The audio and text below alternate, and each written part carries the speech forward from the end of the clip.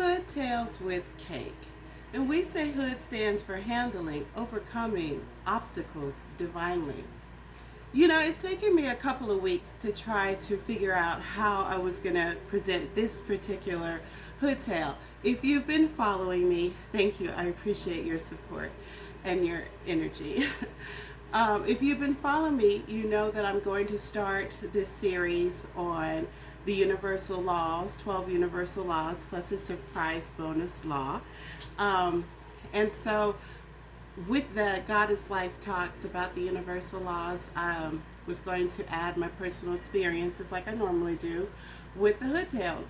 But I was struggling with this one, like I'm starting to open up more to you guys and really becoming more and more vulnerable. So this one I was like, okay, so how much do I tell? Where do I, how much time do I have to, how deep can I get into my story? So anyway, I just kind of like, let it ride, just, I know it'll come to me, right? So earlier tonight, actually, I was hanging out with two of my kids, and my son, my teenager, he was on his phone, of course, as per usual, right? Goes without saying. And he was just scrolling, and I hear this song start playing, right? And it starts off, slow in the beginning, right? And so he's just sitting there like, I can hear him becoming impatient with it. And when I catch the melody, I recognize the song. I'm like, whoa, wait a minute. I was like, don't you dare swipe past this, And he was just like, well, how long is it going to take for them to start saying some words or something? Just impatient, And I'm like, just don't worry about it. Just, savor the music, as it was hitting me, right? It's so beautiful. And he was like, oh, and I could see him pick his finger up. And I'm like, don't you dare swipe on. This is Metallica 1, right? I haven't heard this song in so long. And then, because I had to explain to him what a long intro was. And Metallica, the song called One by Metallica, it's got a very beautiful intro before, and then the music starts, and then it picks up, and gradually, eventually, it becomes this big, like, head-banging fest, right? Now, I listen to a lot of different music. I've always grown up in diversity, so I was exposed to a lot of different music types, and heavy metal is one of them. I love heavy metal. I like almost everything, really, except I don't like country music that much. But yeah, I know, coming from Texas, but I don't know, the right person could persuade me to listen to country music. So anyway, Metallica 1, right? And then all of a sudden I started to consider this song, the lyrics, who I was when the song came out, and just started gathering all of these feelings, and I thought, I know exactly how I'm going to present this hood tale. So the first law that we're going to talk about is the universal law of oneness, right? So this song coming on, let me set it up for you in case you haven't heard it. I recommend you, take a listen at it. It's dark, but it tells a story, and it also kind of, oddly enough, tells my story.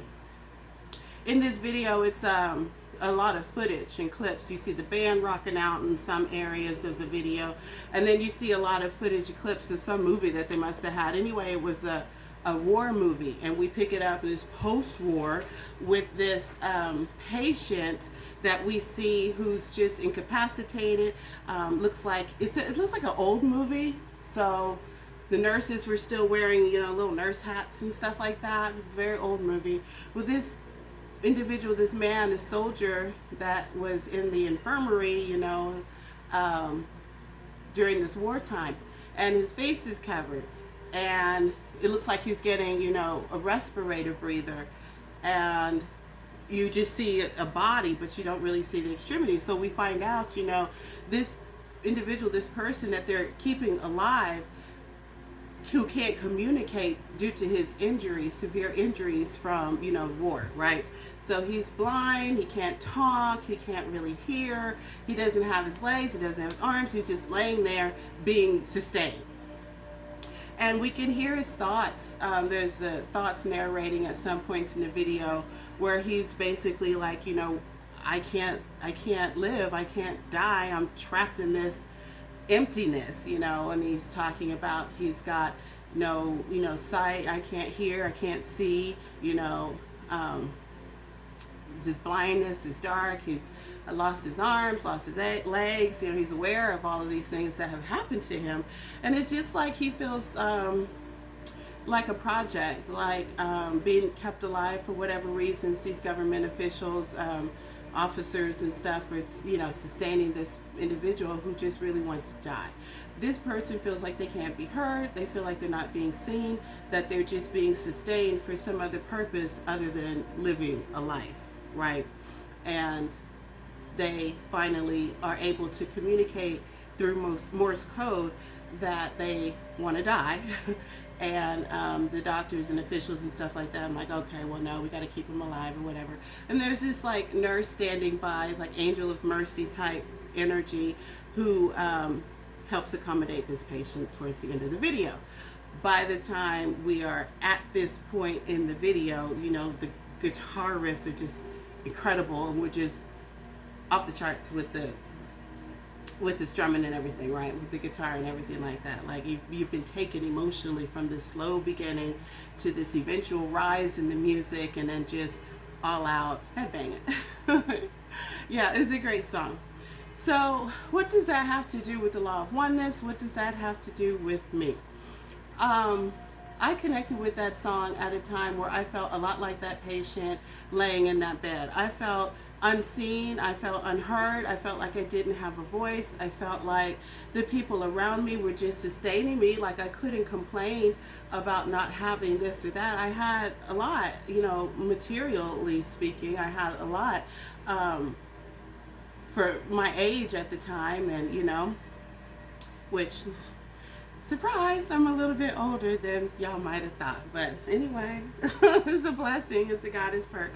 Anyway, so yeah, I was, feeling alone, honestly, very alone. I didn't feel like my peers had the same experiences at home that I did. I was a latchkey child since the age of 6. I was bullied, I was picked on at home and at school.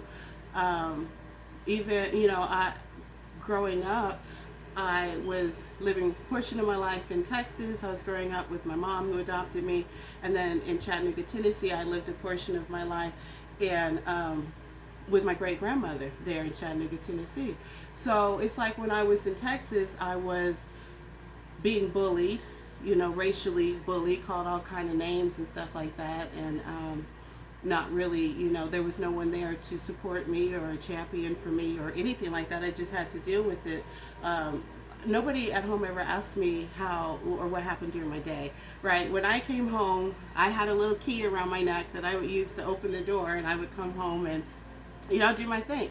And by the time my parents came home, I would go in my room, and they didn't come get me. So I didn't have anybody to talk to, and most of my friends that I had at this time were only my friends sometimes, until other people came around, or until their parents came home, and then, it was like some sort of reverse Cinderella story, and I became a nigger again, and I was unceremoniously uninvited, okay?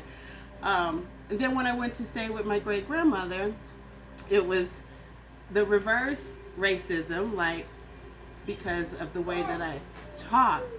People thought that I was better than everyone else, which nothing could be further from the truth. So I got a lot of bullying and being picked on that note as well. I can hear my little boy coming. Hold on. Okay, I'm back. Sorry about that. Chris is downstairs, so if you hear him in the background, Chris is my little boy. He's autistic, so you might hear some unusual sounds coming from him. He's also having his allergies attacking him, so anyway, you might hear him having allergies. But anyway, I hope, by the way, that you've been catching my Chris's Corner. It's Autism Awareness Month. Happy Autism Awareness Month. That's what it is here in April. And I hope that you have been catching my slides and stuff about Chris, my son, who has autism. He's on the spectrum, and he also has ADHD. So I've been sharing information about autism so we can all learn together. And also, yeah. Oh, another fun fact is they have erratic sleeping patterns a lot of time, or at least my son does. So I try to get my videos and stuff done at night while they're in the bed, but sometimes he gets up and requires to be near me. So that's cool. But anyway, he's hanging in the cut, so we should continue. But yeah, I have endured a lot of, endured a lot of being, picked on and stuff like that. So adding on to the time where, and this was growing up and never was reconciled. So this is adding on to the time where, I was able to, freely choose my music and express myself through music. And this song definitely was one that came up for me that I really connected with because I felt that way. I can see, I felt that way.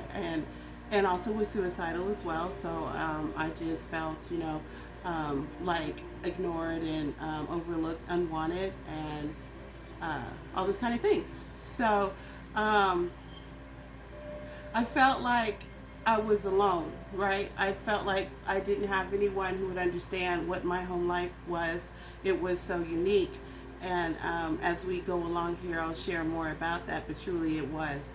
And so I definitely felt alone. I didn't feel any, divine presence or any of the things that I might address or accept now. It's taken me a long time to address accept the idea of a divine one who's interested in me and my life and who I am. It's taken me a long time to accept the idea of angels, here in my energy or goddess energy or any of that. I didn't grow up feeling that way. I grew up feeling very alone.